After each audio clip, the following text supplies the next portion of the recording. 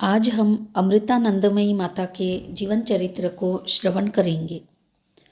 श्री माता अमृतानंदमयी एक ऐसी ब्रह्मवादिनी है जिनसे हर कोई मिल सकता है, जिनसे आप वार्तालाप कर सकते हैं और जिनके सानिध्य में ईश्वर की उपस्थिति की अनुभूति होती है। वे विनम्र है लेकिन पृथ्वी की तरह अचल है। वे सादगीपूर्ण है लेकिन पूर्ण चंद्र की तरह सुंदर है। वे स्नेह, सत्य, वैराग्य और त्याग की साक्षात मूर्ति है। वे केवल शिक्षा नहीं देती, कर्म करती है। वे सब कुछ समर्पण कर देती है और कुछ भी ग्रहण नहीं करती। वे कुसुम की तरह मृदुल है लेकिन ब्रज की तरह कठोर है। वे एक महान गुरु है और एक महान आत्मा है। ऐसी है श्री माता अमृतानंदमयी देवी। उनका जन्म पूर्ण चेतना के साथ हुआ। कठोर साधना के बाद या साधना करने के अभिनय के बाद उन्होंने संपूर्ण विश्व को स्नेह और करुणा के वर्णनातीत पहलुओं के साथ आलिंगन में समेट लिया। यह स्नेह और करुणा उनके संपूर्ण अस्तित्व और व्यक्तित्व का अंग है। बचपन की भोली कोमल आयु में ही उन्होंने किसी गुरु के मार्गदर्शन के बिना ही दैवी माता और पिता की तलाश कर ली थी। उन्होंने अपने नाते रिश्तेदारों, तर्कवादियों और नास्तिकों और उन सबके प्रहारों को झेला, सहन किया जो उन्हें नष्ट करना चाहते थे। युद्धभूमि के बीच में एकाकी खड़ी रही और क्षोभ रहित अटल साहस के साथ सभी का सामना किया। 21 वर्ष की आयु में उन्होंने परमात्मा साक्षात्कार की अवस्था को बाह्य रूप से प्रकट किया और 22 वर्ष की आयु में सत्यान्वेषियों को आध्यात्मिक जीवन में दीक्षित करना प्रारंभ किया। 27 वर्ष की आयु होते होते अम्मा ने अपने जन्मगृह में ही आश्रम की स्थापना की। 5 वर्ष के बाद भारत और विश्व भर में आश्रम की लगभग 20 शाखाएं खुल चुकी थी। 33 वर्ष की आयु में अमेरिका और यूरोप के अपने भक्तों के निमंत्रण को स्वीकार कर अम्मा ने प्रथम बार विश्व भ्रमण किया और विश्व भर के अनगिनत लोगों को प्रेरणा प्रदान की और उनका उद्धार किया। इन सबसे महत्वपूर्ण बात तो यह हुई कि उन्होंने जीवन के हर स्तर से और विश्व के हर कोने से आए हजारों लोगों को सांत्वना देकर उनके आंसू पोंछे और उनकी चिंताओं के भार को हटाया। प्रिय पाठक, अब यह आप पर निर्भर करता है कि आप अपने ही हृदय में अंतर्ज्ञान से यह निर्णय ले कि वे कौन है। दक्षिण भारत में केरल राज्य में कोल्लम जिले के आलप्पाड़ पंचायती क्षेत्र में एक संकीर्ण प्रायद्वीप में नारियल वृक्षों के अंतहीन विस्तार के बीच परईकडव नामक गांव बसा हुआ है। पूर्व की ओर एक अंतरतटीय जलमार्ग की वजह से मुख्य भूमि से यह कटा हुआ है और पश्चिम की ओर तट पर चमकीला नीलहरित अरब सागर इससे टकराता रहता है। गांव के निवासी सामान्य मछुआरा जाति के लोग हैं जो अपनी वंश परंपरा पराशर ऋषि से जोड़ते हैं, जिन्होंने धीवर कन्या सत्यवती से विवाह किया था। सत्यवती वेदों के विख्यात संहिताकार महर्षि वेदव्यास की माता थी। इस गांव की पवित्रता और महानता के बारे में अनेक दंत कथाएं प्रचलित है। यहाँ का दैनिक जीवन और सामाजिक रीति रिवाज अब भी ऐसी दैवी पौराणिक घटनाओं से घनिष्ठ रूप से जुड़ा हुआ है, जिन्हें घटित हुए भले ही हजारों वर्ष बीत चुके हैं, लेकिन मछुआरों का उन पर आज भी अगाध विश्वास है। ऐसी ही एक पौराणिक कथा है। एक बार भगवान शंकर और महादेवी पार्वती के पुत्र भगवान सुब्रमण्यम के हाथों एक गंभीर अपराध हो गया। इस अपराध से कुपित होकर भगवान शंकर ने उसे मत्स्य के रूप में जन्म लेने का अभिशाप दिया। पुत्र के दुर्भाग्य से दुखी पार्वती ने भगवान से प्रार्थना की कि वे सुब्रमण्यम के अपराध को क्षमा कर दें। पार्वती को सांत्वना देना तो दूर ही रहा, इससे शिव का क्रोध और भी बढ़ गया और उन्होंने पार्वती को भी शाप दिया कि वह धीवर कन्या के रूप में जन्म ले। बाद में जब शिव का कोप शांत हुआ तो उन्होंने सुब्रमण्यम से कहा कि उपयुक्त काल पर वे स्वयं आएंगे और उन दोनों को मुक्त करेंगे। इस प्रकार शिव ने उन्हें उशाप दिया और आशीर्वचन कहे। भगवान शंकर के अभिशाप के अनुसार भगवान सुब्रमण्यम ने मत्स्य का रूप धारण किया, जो मत्स्य आलप्पाड़ के समुद्र में आया और मछुआरों को भारी हानि पहुंचाने लगा। दिन रात मछली पकड़ने के लिए जाने वाले मछुआरों को अब सागर में जाने का साहस नहीं हो पा रहा था। कभी वह मत्स्य मछुआरों के जाल को फाड़कर चिथड़े चिथड़े कर डालता तो कभी उनकी नावों को उलट डालता और यूं उनके प्राणों को संकट में डाल देता। गांव वाले कंगाली और भूखमरी की हालत में पहुंच गए। मछुआरों का राजा भी इस समस्या का कोई समाधान नहीं ढूंढ पाया। उसका खजाना लगभग खाली होने लगा, क्योंकि वह भूखों को अपनी तरफ से खाना खिला रहा था। अंत में समस्या को सुलझाने के प्रयास में उसने एक घोषणा करवाई। जो व्यक्ति उस उपद्रवकारी मत्स्य को पकड़ लेगा, उसे विपुल पुरस्कार दिया जाएगा और साथ ही साथ राजा की इकलौती कन्या से उसका विवाह भी कर दिया जाएगा। लेकिन वह विशालकाय मत्स्य इतना भयावह था कि कोई भी व्यक्ति इस चुनौती को स्वीकार कर अपना भाग्य आजमाने के लिए सामने नहीं आया। राजा और प्रजा घोर निराशा में डूब गए।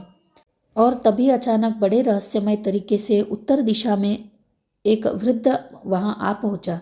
वह कौन था, कहाँ से आया था, यह कोई नहीं जानता। बुढ़ापे से उसकी कमर झुकी हुई थी।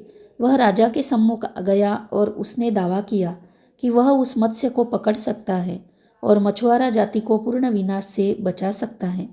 राजा प्रजा दोनों ही दंग रह गए। वह वृद्ध व्यक्ति समुद्र की ओर चल पड़ा। वृद्ध ने एक विशेष लता से बुनकर एक लंबी रस्सी बनाई और उसका एक छोर सागर में फेंककर दूसरे छोर को मजबूती से अपने हाथ में पकड़ लिया। वृद्ध ने पानी में जहां वह मत्स्य रहता था उसके चारों ओर लताओं से बनी रस्सी का फांसा बना दिया और फिर मछुआरों के हाथ में रस्सी दी और कहा कि अपनी पूरी शक्ति लगाकर खींचो। साथ ही वृद्ध ने मछुआरों को एक विशेष मंत्र देकर कहा कि रस्सी खींचते समय उस मंत्र का उच्चारण करें ताकि वह मत्स्य रस्सी में फंस जाए। वृद्ध के आदेश को मानकर मछुआरे मंत्रोच्चार कर रस्सी को खींचने लगे। कुछ घंटों के विकट प्रयास के बाद वह विशालकाय मत्स्य फंस गया और फिर उसे खींचकर तट पर लाया गया। लेकिन यह देखकर तो लोग विस्मय विमूढ़ रह गए कि तट पर आते ही वह मत्स्य अचानक अंतर्धान हो गया।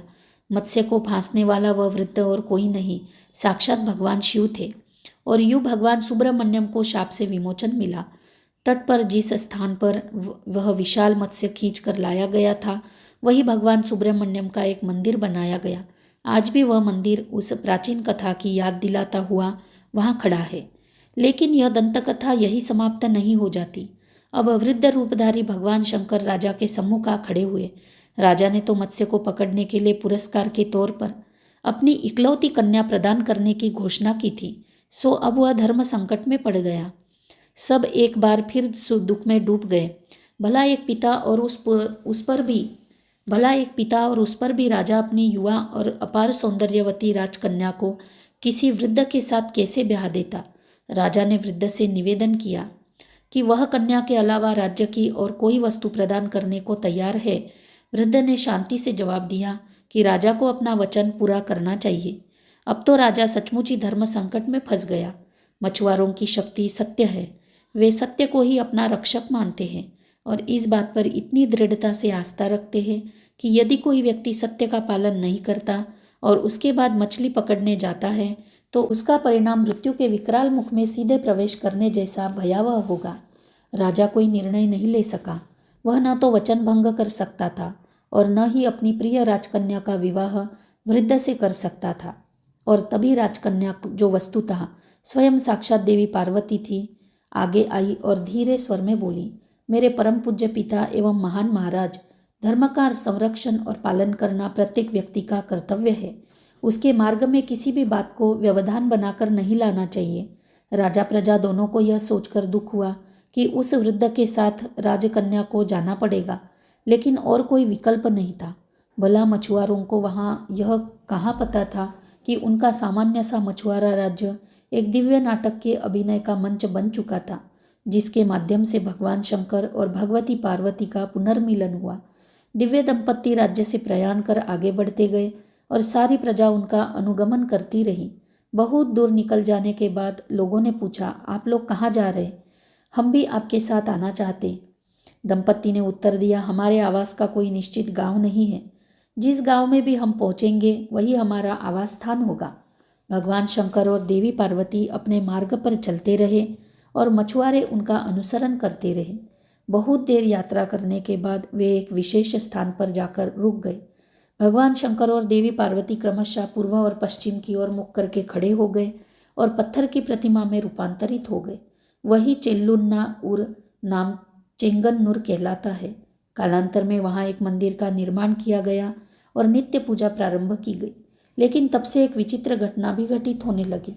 जब भी मंदिर के गर्भगृह में पूजा के लिए जल लाया जाता, उसमें एक मछली पड़ी हुई मिलती। इस घटना की वजह से नित्य पूजा करना असंभव सा हो गया।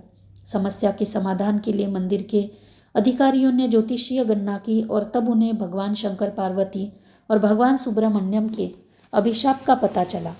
ज्योतिषीय गणना के यह भी उद्घोषित किया, राजकन्या और वृद्ध पुरुष की विवाह विधि तो संपन्न हुई नहीं थी।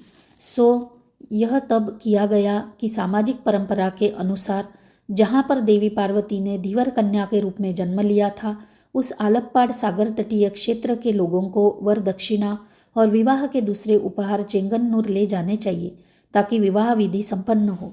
चेंगन्नूर और आलप्पाड़ में तैयारियां होने लगी। आलप्पाड़ के मछुआरों ने सभी आवश्यक सामग्रियां एकत्रित की और दिव्य समारोह संपन्न कराने के लिए चेंगन्नूर पहुंचे। आज भी प्रतिवर्ष मंदिर के उत्सव समारोह में अवसर पर इस पौराणिक कथा की स्मृति में उस विधि का अनुसरण किया जाता है।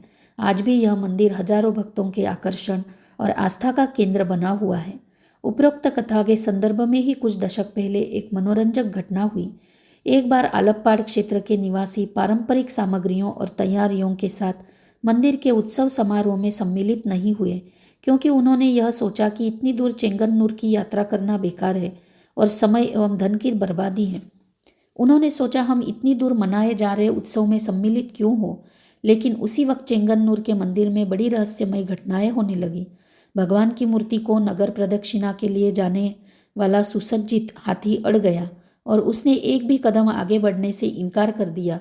तुरंत ही आलप्पाड़ में इस अशुभ घटना की सूचना भेज दी गई, लेकिन तब तक बहुत देर हो चुकी थी। आलप्पाड़ में चेचक की बीमारी के लक्षण फैलने लगे थे। आलप्पाड़ के लोगों को अपनी मूर्खतापूर्ण गलती का एहसास हुआ और वे पश्चाताप करके विधिवत सामग्रियों के साथ उत्सव में भाग लेने के लिए चेंगन्नूर की ओर चल पड़े। यह है वह पुरातन कथा जो इस तटीय प्रदेश और उसके जनजीवन के साथ गहराई से जुड़ी हुई है।